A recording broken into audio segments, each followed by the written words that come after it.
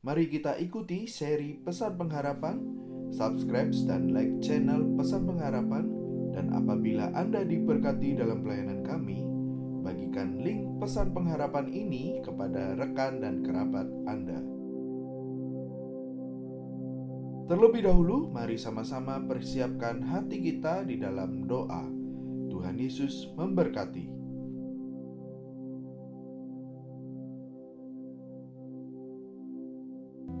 Bapa yang di surga, kami mengucap syukur untuk kasih kemurahan Tuhan, jika pada saat ini kembali kami dapat merenungkan firman-Mu. Biarlah Tuhan bubuhkan kuasa kehidupan itu di dalam pemberitaan firman Tuhan ini, sehingga olehnya kami yang merenungkan dan melakukan dapat menguasai diri kami, bahkan dapat menjadi pemenang-pemenang kehidupan dalam hidup kami masing-masing. Terima kasih Tuhan, dalam nama Tuhan Yesus, kami akan mulai membaca, merenungkan, dan melakukan firman-Mu. Amin. Shalom putra-putri kerajaan surga yang disayang oleh Tuhan. Kali ini pesan pengharapan di seri yang keempat berjudul Lompatan Kehidupan. Saudara, binatang kutu anjing adalah binatang yang melebihi seorang atlet lompat tinggi. Kenapa? Karena kutu anjing ini bisa melompat sampai 300 kali panjang tubuhnya, saudara. Dia bisa melompat sedemikian tinggi, walaupun dia binatang yang kecil. Tetapi kekuatan dan kemampuan lompatannya bisa hilang. Loh, kok bisa Pak Andreas? Padahal dia kan binatang dengan kemampuan lompatan sampai 300 kali dari panjang tubuhnya. Saudara, karena dia dimasukkan di dalam kotak korek api. Jadi kalau dia dimasukkan dalam kotak korek api, dia mencoba melompat, tetapi dia selalu terbentur kepalanya oleh atap kotak korek api, saudara. Dia mencoba lagi melompat, dia terbentur lagi, saudara. Demikian seterusnya, sehingga dia mulai ragu akan kemampuannya. Dan kutu itu pun mulai berpikir, sepertinya kemampuan saya untuk melompat memang hanya segini, yaitu setinggi dari tinggi kotak korek api itu. Lalu si kutu anjing ini menyesuaikan lompatannya dengan tinggi dari kotak korek api. Lalu saudara, ketika dia dikeluarkan dari kotak korek api, dia masih melompat, tapi tidak lagi setinggi 300 kali. Lompatan yang spektakuler dari tinggi atau panjang tubuhnya. Tidak bisa dia melompat lagi setinggi itu. Tetapi kemampuannya hanya setinggi kotak korek api. Pesan pengharapan kali ini berjudul Lompatan Kehidupan. Seringkali saudara, kita kehilangan kesempatan-kesempatan untuk melompat dari kondisi kita yang sekarang ini menuju kepada tujuan yang kita inginkan. Tetapi di dalam firman Tuhan yang sebentar akan kita baca, mengajar kepada kita. Ada seorang perempuan yang mengalami lompatan kehidupan. Mari kita lihat ayatnya di dalam Injil Lukas pasal 8 ayat 40 sampai 50, lalu dilanjutkan ayat 55. Kita akan bagi beberapa ayat ini menjadi beberapa bagian. Kita baca lebih dulu Lukas pasal 8 ayat 40 sampai ayat yang ke-44. Injil Lukas pasal 8 ayat 40 sampai 44. Berbunyi demikian. Ketika Yesus kembali, orang banyak menyambut dia, sebab mereka semua menanti-nantikan dia. Maka datanglah seorang yang bernama Yairus, Ia adalah kepala rumah ibadat. Sambil tersungkur di depan kaki Yesus, ia memohon kepadanya supaya Yesus datang ke rumahnya. Karena anaknya perempuan yang satu-satunya yang berumur kira-kira 12 tahun hampir mati. Dalam perjalanan ke situ, Yesus didesak-desak orang banyak. Ayat 43. Adalah seorang perempuan yang sudah 12 tahun menderita pendarahan dan yang tidak berhasil disembuhkan oleh siapapun. Perhatikan frasa kalimat itu, yang tidak berhasil. Lalu ayat 44, ia maju mendekati Yesus dari belakang dan menjamah jumbai jubahnya, dan seketika itu juga berhentilah pendarahannya. Saudara yang dikasihi oleh Tuhan. Poin yang pertama ini kita akan belajar tentang hambatan itu batas lompatan kehidupan. Hambatan itu batas lompatan kehidupan. Tadi ada frasa kalimat yang saya ulangi, yaitu kata tidak berhasil.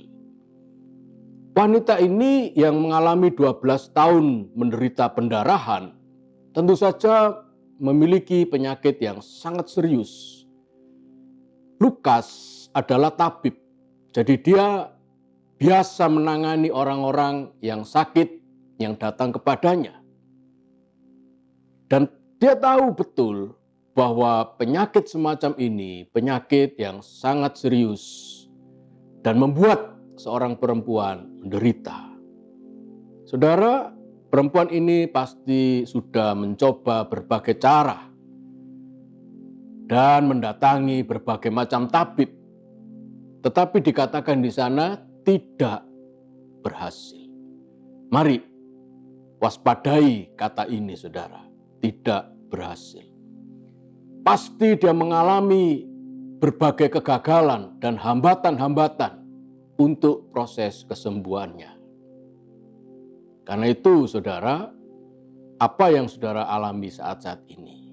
Mungkin saudara sudah berbagai macam berusaha untuk keluar dari persoalan-persoalan yang saudara hadapi.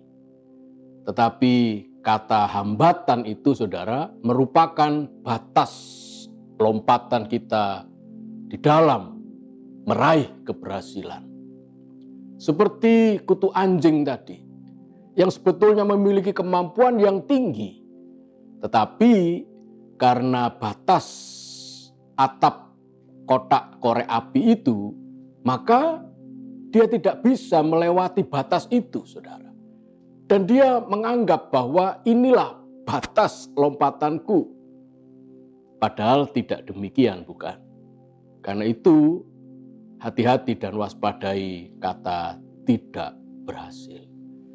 Karena kalau kita menyerah ketika menghadapi ketidakberhasilan, maka berhentilah lompatan kehidupan kita. Kita akan terus-menerus berjalan di satu tempat dan tidak pernah berhasil meraih masa depan kita. Untung di ayat yang ke-44 dikatakan bahwa ia maju mendekati Yesus dari belakang dan menjamah jumbai jubahnya, dan seketika itu juga firman Tuhan menulis, berhentilah pendarahannya. Saudara, luar biasa. Dia tidak menyerah, dan saudara jangan menyerah. Inilah pesan pengharapan yang sangat penting. Jangan menyerah walaupun kita mengalami tidak berhasil. Ingat, saudara, ada batas lompatan kehidupan yang kita harus bisa menembus batas itu dan melompat untuk pulih dari keadaan kita. Bagian yang kedua, kita akan melihat bahwa iman itu sarana lompatan kehidupan. Kalau hambatan itu adalah batas lompatan kehidupan, sebaliknya iman adalah sarana lompatan kehidupan. Mari kita lanjutkan membaca Lukas pasal 8 ayat 45 sampai 48. Lalu kata Yesus, "Siapa yang menjamah aku?" Dan karena tidak ada yang mengakuinya, berkatalah Petrus, "Guru, orang banyak mengerumuni dan mendesak engkau." Tetapi Yesus berkata, "Ada seorang yang menjamah aku, sebab aku merasa ada kuasa keluar dari diriku." Ada kuasa keluar dari diriku. Itu adalah pernyataan Tuhan Yesus. Dan ini frasa yang penting. Ketika perempuan itu melihat bahwa perbuatannya itu ketahuan, ia datang dengan gemetar, tersungkur di depannya dan menceritakan kepada orang banyak apa sebabnya ia menjamah dia. Dan bahwa ia ketika itu juga menjadi sembuh. Maka katanya kepada perempuan itu, "Hai anakku, imanmu telah menyelamatkan engkau. Pergilah dengan selamat."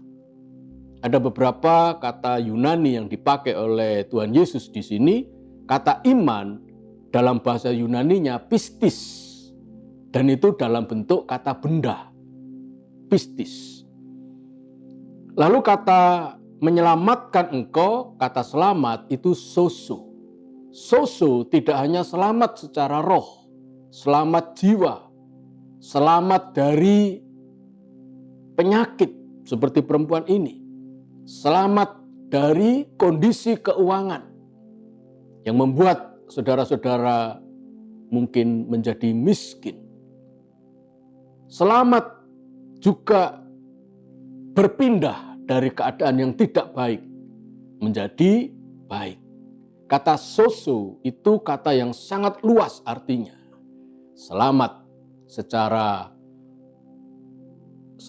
keseluruhan, ya, secara keseluruhan. Itu kata soso. Dan pergilah dengan selamat. Kata selamat yang kedua ini bukan soso tetapi eirene.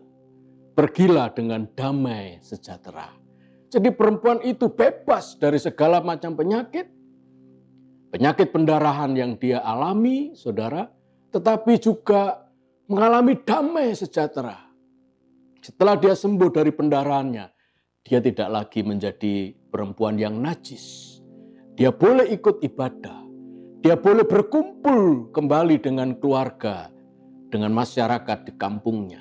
Dia boleh kembali bergaul dengan bebas dan damai. Tidak dikucilkan lagi.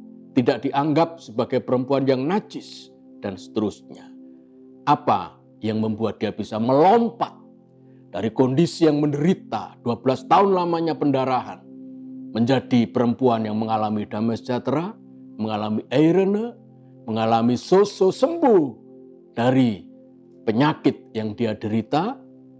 Satu kata, pistis, yaitu iman. Iman adalah sarana untuk menarik kuasa dari Tuhan Yesus.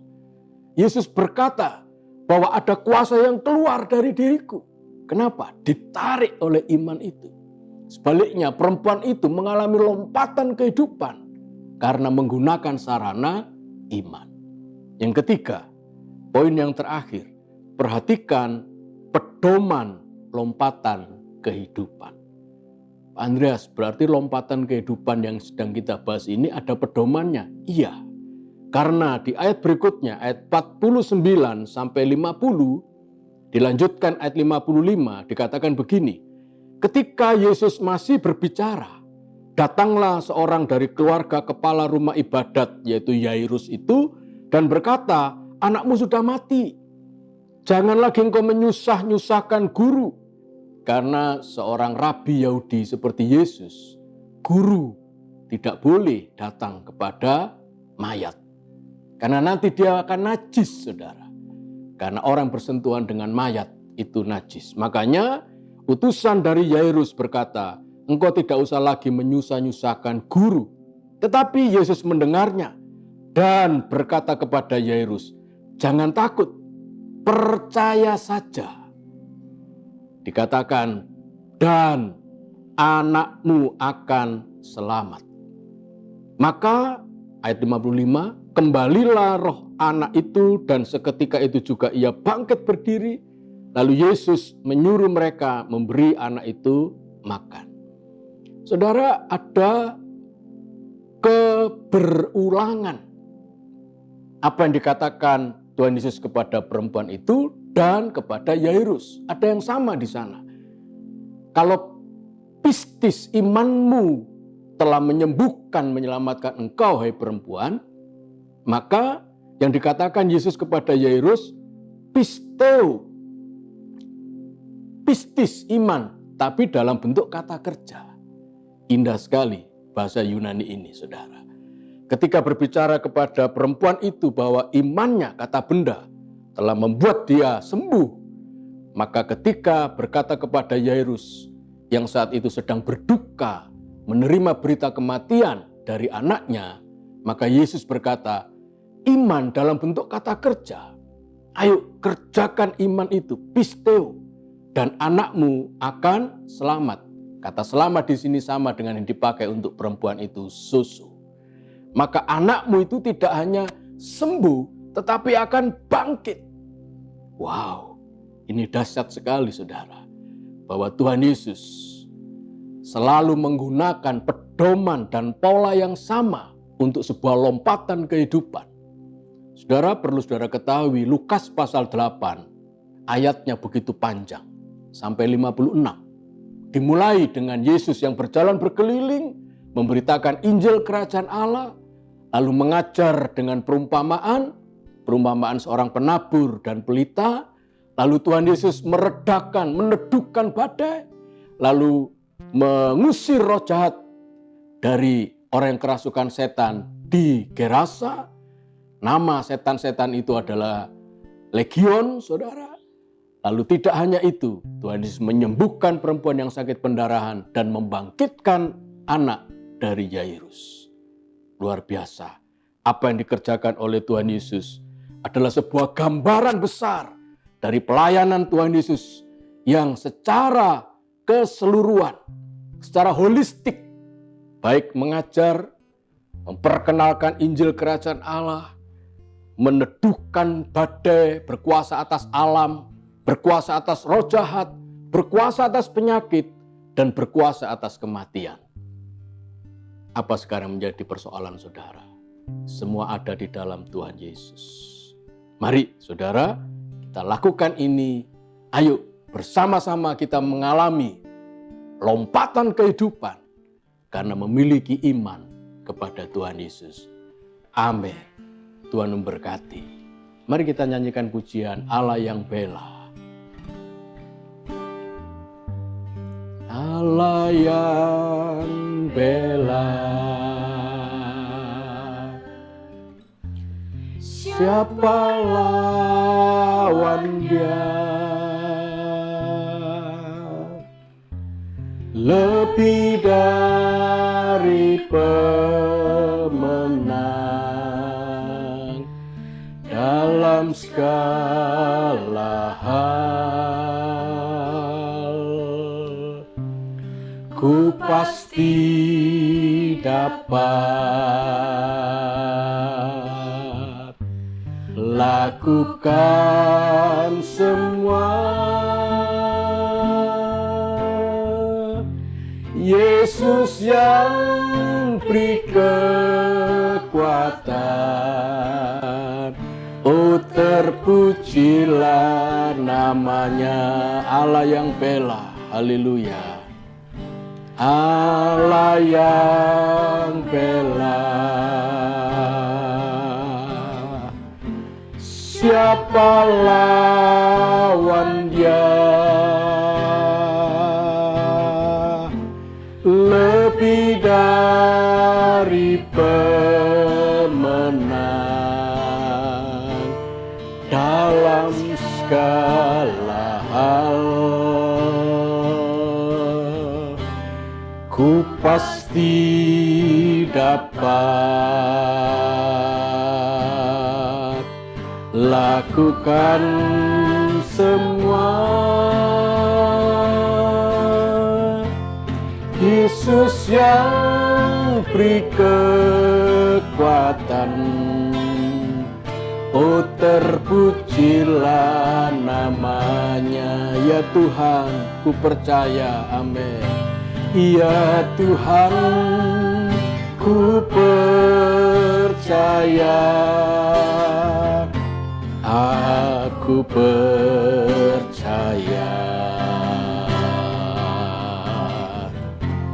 Lewati lembah air mata, aku percaya.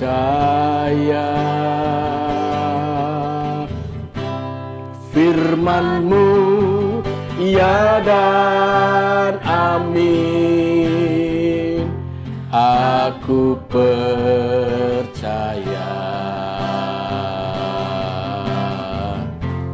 Kemenangan sudah Kau jamin, aku percaya. Kemenangan sudah Tuhan jamin, amin. Kemenangan sudah Kau jamin, aku percaya. Terima kasih Tuhan, bahwa kemenangan itu sudah Engkau jamin, karena kami akan keluar lebih dari pemenang.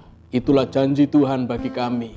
Karena itu kami tidak ragu-ragu, dan kami tidak takut untuk mengalami lompatan kehidupan, oleh karena kami memiliki iman kepadamu Tuhan Yesus. Terima kasih Tuhan, kami serahkan segala persoalan yang dihadapi oleh anak-anak-Mu, putra-putri kerajaan surga. Mereka akan mengalami lompatan kehidupan, seperti perempuan yang sakit pendarahan yang sudah Tuhan sembuhkan, juga seperti anak Yairus yang mati dan Tuhan bangkitkan. Kami semua akan mengalami hal-hal yang sama.